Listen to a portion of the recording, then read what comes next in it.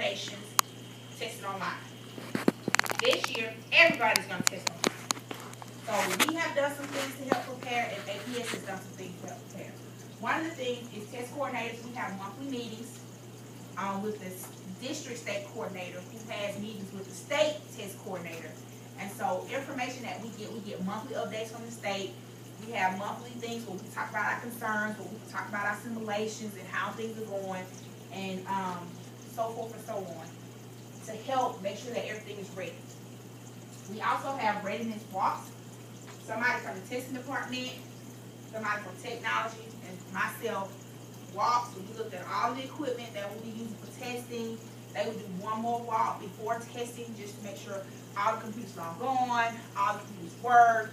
That for the computers that need headphones, everybody doesn't need headphones, just students with accommodations, make sure the headphones work. We'll do all of that before testing, just to make sure everything is 100. And somebody will be here from technology every day of testing. So if we have a glitch, if something happens, somebody will be on site to help us. And APS also has a dedicated line for us to call during testing if there's a problem. So we have a lot of things in place to kind of help us. And we didn't really have any problems last year with 5th grade. Support for IT staff, I talked about that. So our IT staff is being trained as well from the state technology staff. So they are very involved. They understand all the things that need to happen and be done. They added a few people to the testing team. This used to be me and Ms. Fortin. Now we have an accommodations coordinator, which is our special ed lead teacher, Ms. Conley, and our IT person, Mr. Alexander, is a part of our testing team now. Training support, we have lots of support on kind of how we do like brief troubleshooting.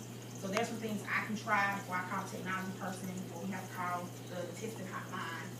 For technology preparation, they got some new servers. So what happens is, I know y'all heard in the news how kids lost all their test scores because something happened to their computer.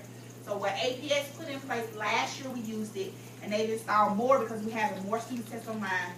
We actually have a server that saves all the kids' answers, and then pushes those answers to the state. So if something happens to their computer, and say the student has moved to a different computer, or we have a power outage, or somebody hits their plug, those answers are saved on an APS server first, and then sent to the state. So our server captures every answer that your child puts in. So if your child, something happens to their computer and it just cuts off, and the children will know this. Don't panic, it's okay, you won't have to start over. You'll just start over from where you ended, okay? And Lord forbid, if we have to exit the building, we had a school that had the alarm went off in the middle of testing. Everything will be saved. We'll come in after the kids settle back down, get it back together, and resume the testing.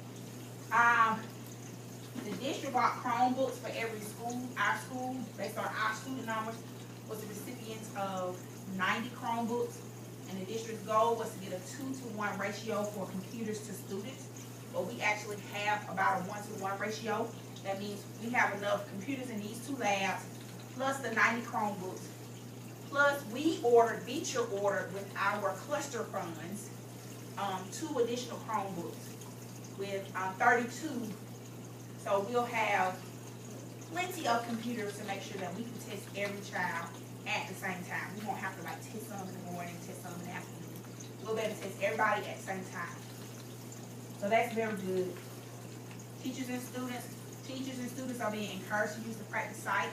Like I said, we have done 1 simulation with the practice site already. We'll do actually 2 more with the practice site, and then 1 with the state site before testing. And I'm giving you this information because now you'll be able to help your children do this at home, so they get used to it, get used to typing, and so forth and so on, okay?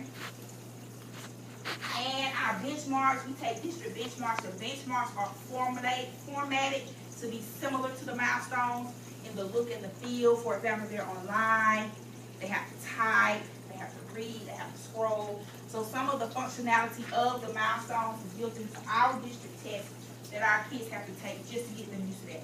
And if you notice, all of our tests are moved to online. The STAR is online, benchmark tests are online, CAS is online. For students who are language learners, that test is going to be online this year. So the district, the NAEP test is going to be online. So everybody's kind of moving to this online thing for several reasons. It helps with security. It helps with quickness. You can score it faster, so forth and so on. So it just helps with a lot of things. So scheduled this March we did one on the 14th December.